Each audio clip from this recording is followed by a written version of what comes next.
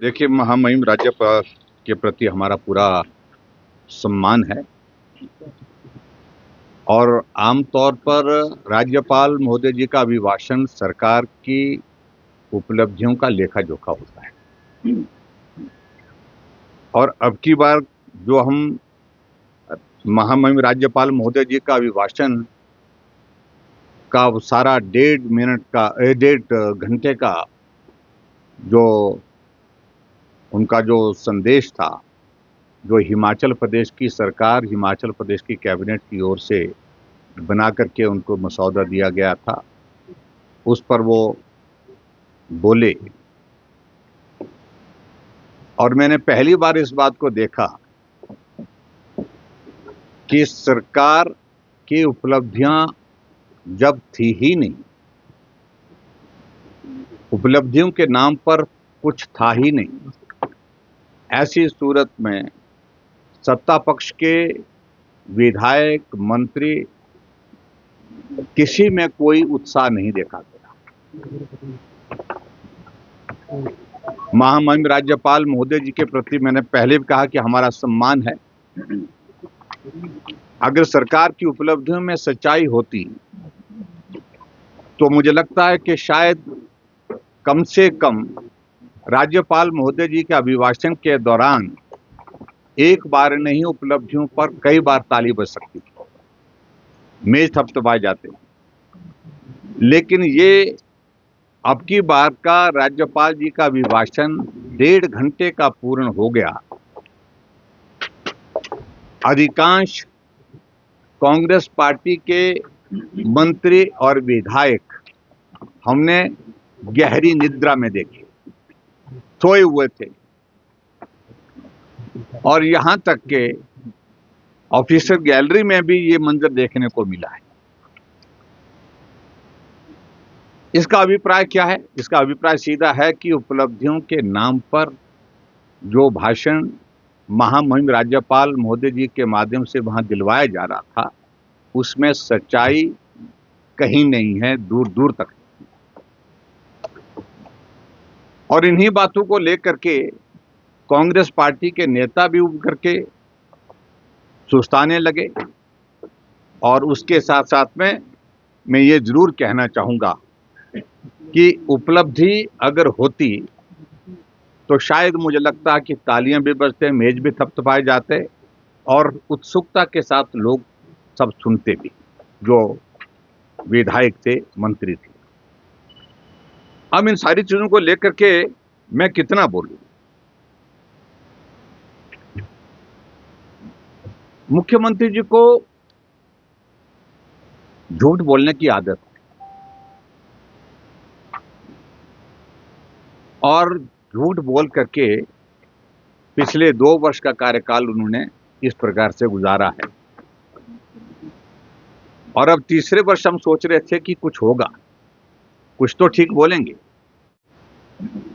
कि जितनी भी बातें वहां पर कही गई, जो उपलब्धियों के नाम पर उन्होंने गिनवाने की कोशिश की महामहिम राज्यपाल जी के माध्यम से इस अभिभाषण में, उनमें योजनाएं वो थी जिन योजनाओं का शिलान्यास भारतीय जनता पार्टी की सरकार ने किया था, जिनका बजट प्रावधान भारतीय जनता पार्टी की सरकार ने किया था।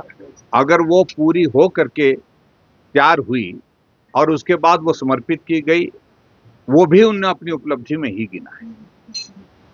एक भी योजना हिमाचल प्रदेश में ऐसी योजना नहीं है जिस योजना को इन्होंने कहा कि हमने शुरू किया है और उसको हमने पूरा किया है। और हैरानी की बात तो यह है कि आप देखेंगे महामहिम राज्यपाल जी के अभिभाषण के दौरान इन्होंने एक पैरा 84 है, जिसमें इन्होंने हिमाचल प्रदेश में आदर्श स्वास्थ्य संस्थान बनाने की बात कही थी। और उस काम को उन्होंने बताया है कि वो काम हमने जो है वो पूरा कर लिया है। हम सभी 68 विधायक हिमाचल प्रदेश की विधानसभा के अंदर मौजूद हैं। मैं अपने विधानसभा क्षेत्र में अभी तक मुझे जानकारी नहीं है कि मेरे विधानसभा क्षेत्र में आदर्श स्वास्थ्य संस्थान कौन है और उसमें क्या सुविधाएं उन्होंने उपलब्ध कराई। और यहाँ इन्होंने सारी रेडियोलॉजी की, एमआरआई की, मेडिकल स्टाफ की सारी सुविधाएं उपलब्ध करा दी हैं, बोलते हैं हमने। इससे बड़ा झूठ कोई और हो नहीं सकता है।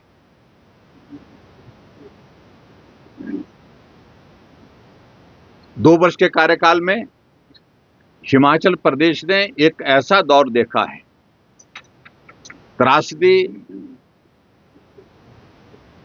तो एक दौर था जो मनुष्य के हाथ में नहीं था, लेकिन एक त्रासदी ऐसी देखी है 2 वर्ष के कार्यकाल में जो मनुष्य के हाथों से हुई है, यानी कि वर्तमान सरकार के हाथों से हुई है, वर्तमान मुख्यमंत्री के हाथों से हुई है। चारों तरफ हिमाचल प्रदेश में एक अनार्की का एक वातावरण जो है वो हिमाचल प्रदेश आज अपने आंखों के सामने देख रहा है। 1865 संस्थान हिमाचल प्रदेश में खुले हुए चले हुए संस्थान, बजटीय संस्थान जो है बंद कर दिए। अभी भी आर्थिक संकट का रोना रोते रोते कह रहे हैं कि कुछ और संस्थान बंद होंगे। अभी कहा जा रहा है कि शायद 21, 22, 25 कितने भी कॉलेज हैं वो कॉलेज भी बंद होने के लिए एक सूची बना करके तैयार कर दी है।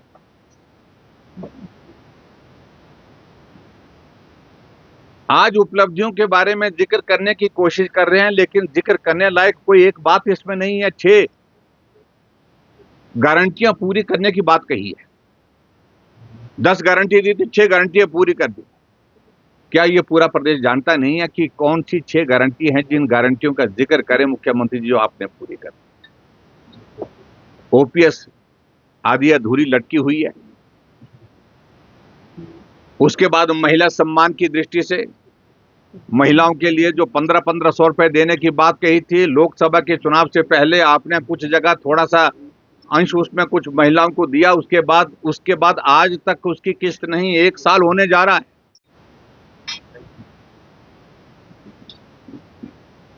अगर उपलब्धि नहीं हो पाती, आपसे काम नहीं हो पाता, तो कम से कम मुझे मुख्यमंत्री जी को यही कहना है कि आप झूठ बोलना बंद करें। गोबर की गारंटी, बिजली की गारंटी, उसके साथ दूध की गारंटी, कहते हैं दूध की गारंटी को भी कह रहे कि हमने पूरा कर। और जो कहा था कि हम नौजवानों के लिए, पर्टिकुलरली हिमाचल प्रदेश के नौजवानों के संदर्भ में बहुत ज्यादा कहा गया था कि एक कम कॉर्पोरेट फंड जो है वो, एक कॉर्पोरेट फंड जो है हम तय करेंगे, उसके तहत जो है वो स्वरोजगार के माध्यम हम हिमाचल प्रदेश के नौजवानों को देंगे। लेकिन बताएं तो सही, कितने नौजवानों को आपने स्वरोजगार के माध्यम से जो है वो पैसा दिया? ना के बराबर। और इसी तरह से मैं ये कहूंगा कि हिमाचल प्रदेश में आप जिक्र कर रहे हैं कि हिमाचल प्रदेश में हमने नशे को रोकने के लिए सख्त कदम उठाए। अब जब दबाव सरकार के ऊपर विपक्ष की ओर से लगातार बढ़ा है, लगातार इस बात के लिए कहा जा रहा है कि खुलेआम हर रोज ओवरडोज के कारण कहीं ना कहीं नौजवान की मृत्यु हो रही है, फिर कुछ जगह कार्रवाई करने की बातें कह रहे हैं, लेकिन सही मायने में जो बड़े लोग इसमें शामिल हैं उन पर कार्रवाई करने की शुरुआत कब होगी? आर्थिक स्थिति हिमाचल प्रदेश की आपके सामने है, जिसको लेकर के मुझे कहने की आवश्यकता नहीं है। बजट सत्र है, बजट जब पेश होगा तो उस वक्त हम विस्तार से बात कहेंगे। आज हिमाचल प्रदेश की स्थिति ये हो गई है कि टैक्स बहुत सारे लगाने के बावजूद भी हिमाचल पूरी तरह से आर्थिक रूप से जो पटरी से उतर चुका है। 1 लाख करोड़ से ज्यादा का ऋण हिमाचल प्रदेश के ऊपर हो गया है। यह श्रेय भी वर्तमान मुख्यमंत्री सुखविंदर सिंह सुक्खू जी के नाम पर है। और जो महामहिम राज्यपाल जी का अभिभाषण होता है उसमें सारी चीजों का जिक्र होना चाहिए। उनको ये भी कहना चाहिए था कि हमारे ऊपर इतनी देनदारियां हैं, इतनी देनदारी के साथ इतनी हमने अदा की, इतना हमने लोन लिया। आज हिमाचल प्रदेश में लोन हर व्यक्ति के ऊपर कितना है, प्रदेश के ऊपर कितना है, इसकी जानकारी देते तो उचित रहता। वो दिया नहीं, वो छुपाने की कोशिश की जाए। 30,000 करोड़ रुपए से ज्यादा का ऋण हिमाचल प्रदेश अभी तक ले चुका है। और हिमाचल प्रदेश में जो स्थिति आज की तारीख में बनी हुई है, एक असुरक्षा का माहौल बना हुआ है। आप अंदाजा लगाइए कि ओल्ड एज पेंशन पिछले 6 महीने से, वृद्धा पेंशन जो है वो उन बुजुर्गों को प्राप्त नहीं हो पाई है, पिछले 6 महीने से नहीं मिल पाई। आज सहारा योजना का जिक्र कर रहे थे। सहारा योजना लगभग हिमाचल प्रदेश में बंद पड़ी है।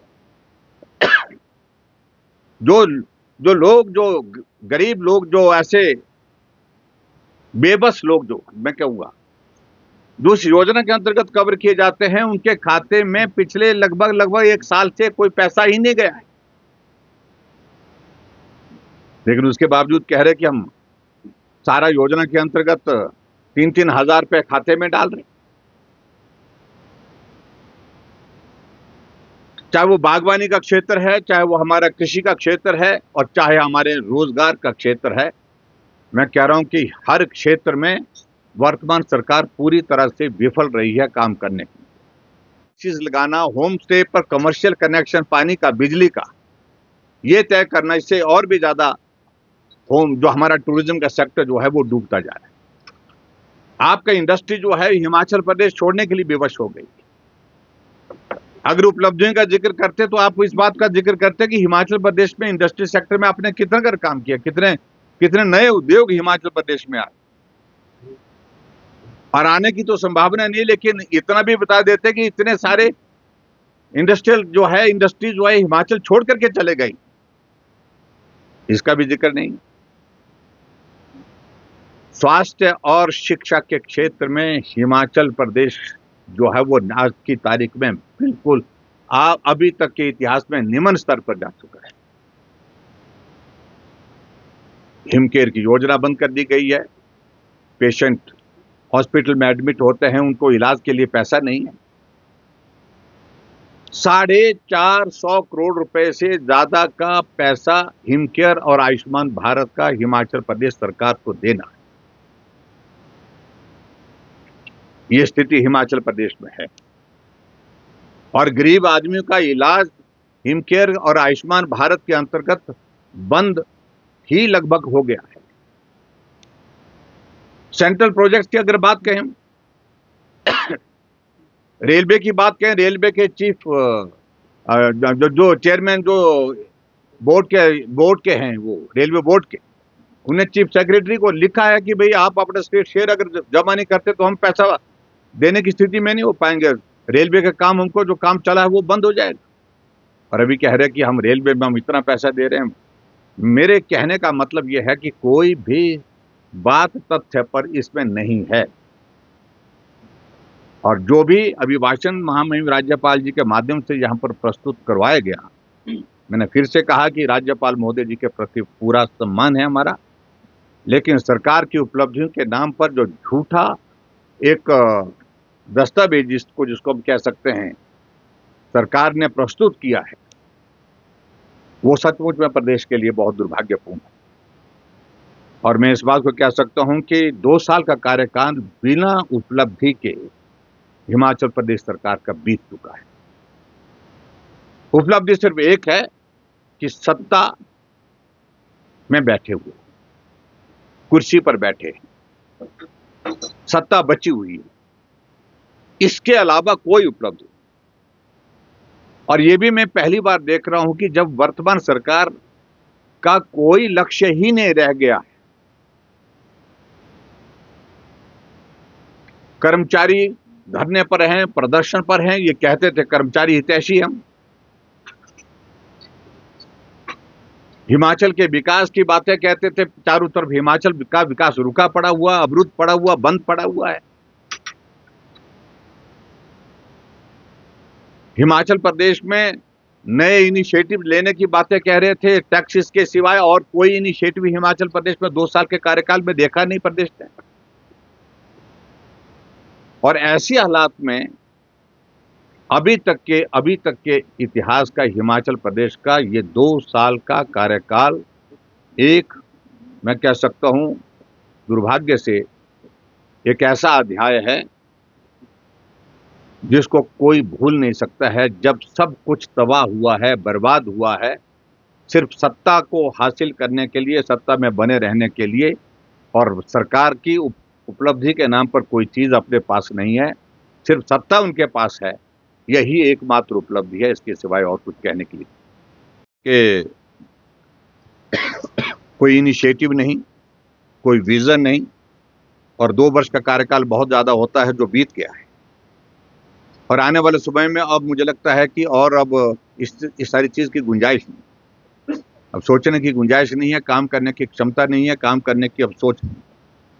और वर्तमान सरकार का सिर्फ एकमात्र लक्ष्य है कि किसी तरह से 5 साल का कार्यकाल हमारा पूरा हो जाए सत्ता में।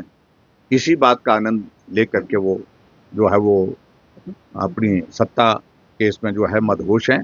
और मैं समझता हूँ कि बहुत दुर्भाग्यपूर्ण है जो महामहिम राज्यपाल महोदय जी के अभिभाषण में आज पूरे हिमाचल प्रदेश को बहुत उत्सुकता थी कि हम सुने कि उपलब्धियों की बातें कुछ ये करेंगे, लेकिन उपलब्धि के नाम पर पूरा भाषण जो है, पूरा भाषण में जो कंटेंट है उसमें कुछ भी हासिल नहीं हो पाया सुनने के लिए, देखने के लिए। मैं एक बार फिर से इस बात को जरूर कहूंगा कि बहुत दुर्भाग्यपूर्ण है ये हिमाचल प्रदेश के लिए।